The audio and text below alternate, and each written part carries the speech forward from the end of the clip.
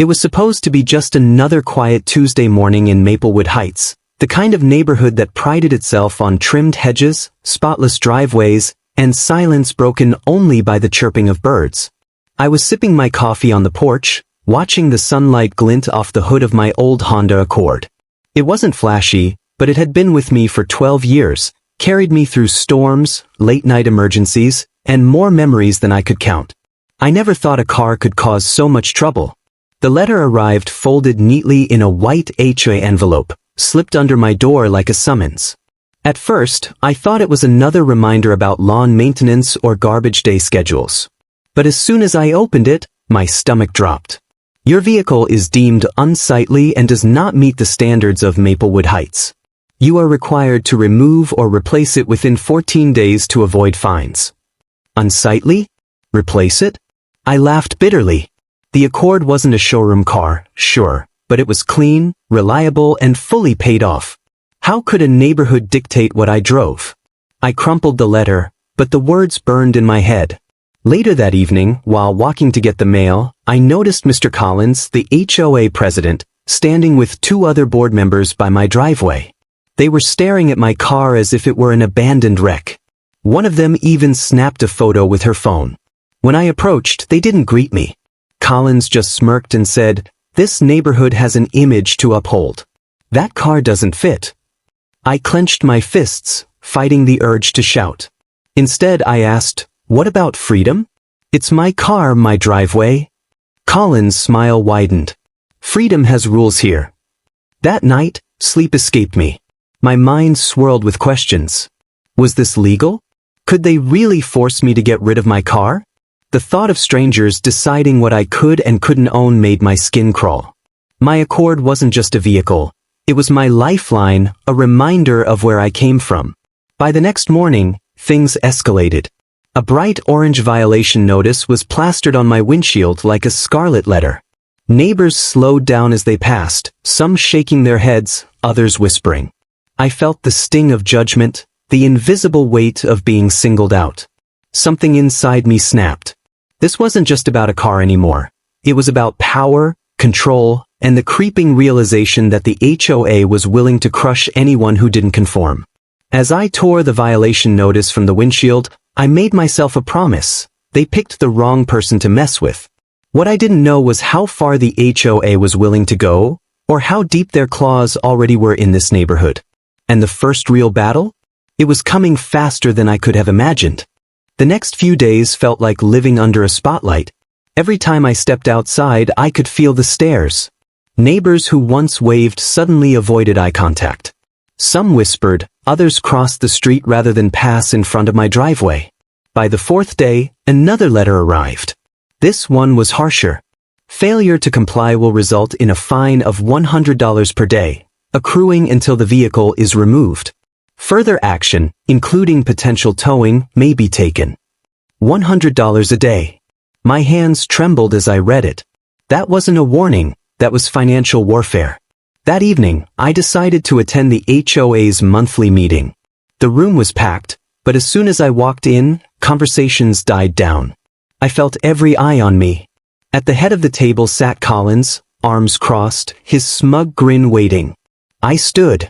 Why am I being targeted?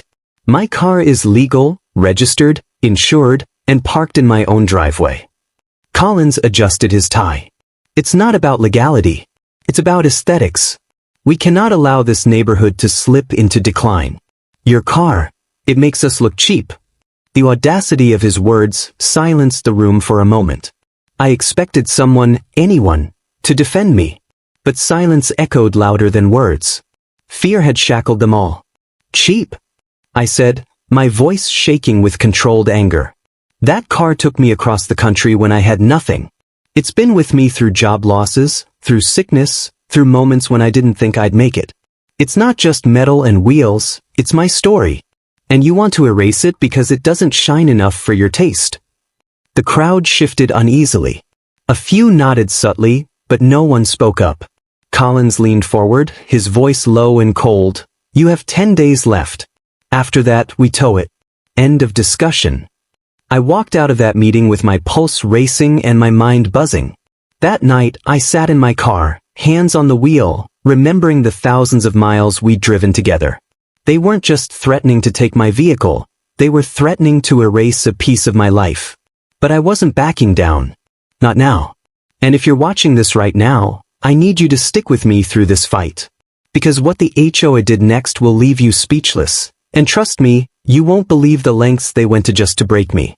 Make sure you hit the subscribe button and turn on notifications, because this story is just heating up, and you don't want to miss what's coming next. The war over my car had officially begun. And the HOA had just made their first big move. The very next morning, the sound of heavy machinery jolted me awake. At first, I thought it was construction nearby, but when I pulled back the blinds, my blood froze. A tow truck sat at the edge of my driveway. Its engine rumbled like a predator waiting to strike.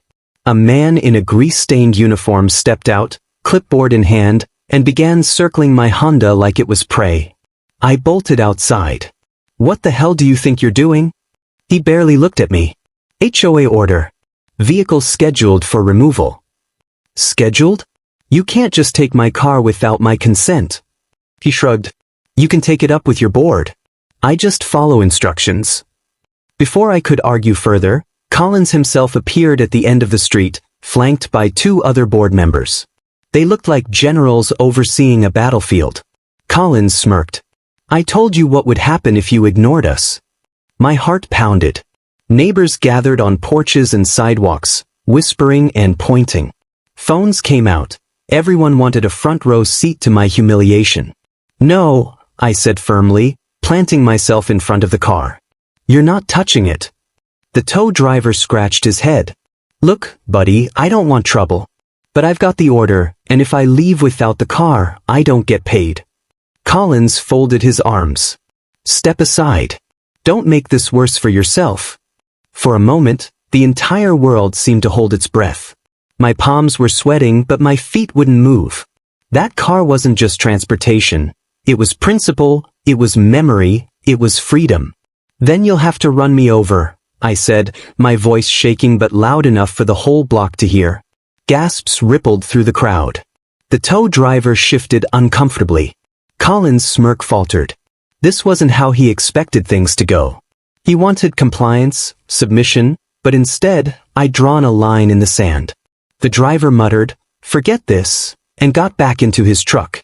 The engine roared, but then sputtered as he pulled away, leaving Collins standing there, red-faced and seething. "You're only making this harder on yourself," Collins hissed. "You'll regret this." But as I looked around at my neighbors, something surprising caught my eye. A few of them weren't frowning. They weren't shaking their heads. Instead, I saw a flicker of something else: admiration, respect, maybe even hope. It hit me then. I wasn't just fighting for my car. I was fighting for everyone too afraid to stand up. That night, a knock came at my door. It was Mrs. Green from 3 houses down.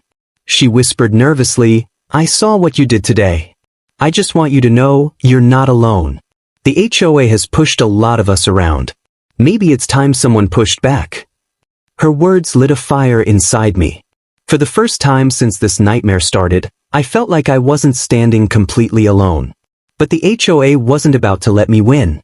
And I had no idea the next move they were planning would be far more ruthless than I could imagine. 2 days after the tow truck standoff, a thick envelope arrived by certified mail. My stomach twisted before I even opened it. Inside was a formal notice, stamped and signed by the HOA's attorney. "You are hereby notified that failure to comply with HOA regulations has resulted in fines totaling $1,200. Continued non-compliance will result in legal proceedings, including but not limited to a lien on your property." A lien on my house. They were threatening to take not only my car but the roof over my head. I slammed the letter onto the table, my pulse hammering. This wasn't about neighborhood aesthetics anymore. This was war. And they were playing with weapons that could destroy my life. The following evening, I noticed something strange. A flyer appeared on nearly every doorstep in the neighborhood. Across the top in bold letters: "Maintaining our community standards." Below was a picture of my car, zoomed in to highlight every scratch, every faded spot of paint. The flyer warned that vehicles like this drag down property values and threaten the quality of our neighborhood. I felt sick. They weren't just attacking me, they were turning my neighbors against me, painting me as the problem. And it was working. On my evening walk, Mr. Thompson, who had always been friendly, avoided my eyes. A young couple whispered as I passed. Even kids stopped riding their bikes near my driveway, as if the old Honda carried some kind of curse. But not everyone was convinced. Late that night, Mrs. Green returned, this time with two others, Mr. Alvarez and a woman named Jessica. They sat around my kitchen table, whispering like conspirators. "This isn't new," Alvarez said. "They fined me last year for planting sunflowers in my yard. Said they were unsightly. I had to rip them out." Jessica nodded. "They forced my brother to repaint his shed because the color wasn't neutral enough. They bully everyone, but you're the first to fight back." A spark flickered in me again. Maybe, just maybe, this fight was bigger than me. Maybe it was the crack that could split their iron grip wide open. But the HOA wasn't done tightening the noose. 3 days later, I came home to find a notice taped to my door in bright red letters. Final warning, vehicle will be towed without further notice. Legal fees will be your responsibility. The red ink felt like blood smeared across my home. I tore it down with shaking hands, rage boiling inside me. That night, I couldn't sleep. I sat in my car with the windows rolled down, staring at the quiet street, wondering how far they would go. That's when I noticed headlights creeping slowly past my house. A black SUV. No plates visible. It crawled by once, twice, then disappeared. Were they watching me now? Following me? Trying to break me with fear? One thing was clear. The HOA wasn't just after my car anymore. They wanted to crush me completely. And I knew in that moment, the next move would decide everything. I woke up the next morning with a single thought pounding in my head. They're not going to win. I was tired of playing defense. The fines, the flyers, the late-night intimidation, it had to stop. If the HOA thought they could bury me with threats, they hadn't counted on one thing. I wasn't afraid anymore. Mrs. Green, Alvarez, and Jessica came over again that evening. This time, I had a plan. "They're using fear to keep us quiet," I said, spreading out the violation notices and attorney letters on the table. "But what if we flip the script? What if we show the neighborhood that the HOA is the real problem?" Alvarez leaned in. "You mean expose them?" "Exactly," I replied. "We start with transparency. We dig through meeting records, budgets, decisions, everything. If they're abusing power, it'll be in there." Jessica's eyes lit up. "I used to work in accounting. If there are irregularities in the HOA's finances, I'll find them." For the first time, I felt hope flicker like a candle in the dark. We weren't just victims anymore, we were building resistance. The next day, I went to the county clerk's office and requested copies of public HOA filings. What I found shocked me. Tens of thousands of dollars had been billed for maintenance services that didn't exist. Landscaping contracts paid to companies that had no record of ever working in Maplewood Heights. And guess whose signature was on every check? Collins. That evening, I laid out the documents in front of my allies. Gasps filled the room. Mrs. Green's voice trembled with excitement. This is fraud. If the community sees this, Collins won't just lose his position, he could face charges. But exposing him wouldn't be easy. Collins had spent years weaving fear into every crack of the neighborhood. If we came at him without proof strong enough to shatter that grip, he'd bury us in lawsuits before anyone believed a word. We needed a plan. So we decided to fight fire with fire. The next HOA meeting was only 4 days away. Our strategy was simple but dangerous. Show up, present the evidence, and force the truth into the open. If Collins tried to silence us, we'd make sure every resident knew what he was hiding. But as I drove home that night, headlights flashed in my rearview mirror again. The same black SUV. My pulse quickened. I turned down 3 different streets, but the car stayed close, shadowing me. Finally, I pulled into a gas station. The SUV slowed, then disappeared into the night. My hands gripped the wheel tight. The message was clear. Collins knew I was digging, and he wasn't going to let me walk into that meeting unchallenged. Still, one thought kept me steady as I parked in front of my house and stared at the old Honda resting quietly in the driveway. This isn't just about me anymore. It's about everyone they've crushed, everyone too scared to fight back. The war was no longer about a car. It was about freedom. And in 4 days, everything was going to come to a head. The night of the HOA meeting arrived like a storm.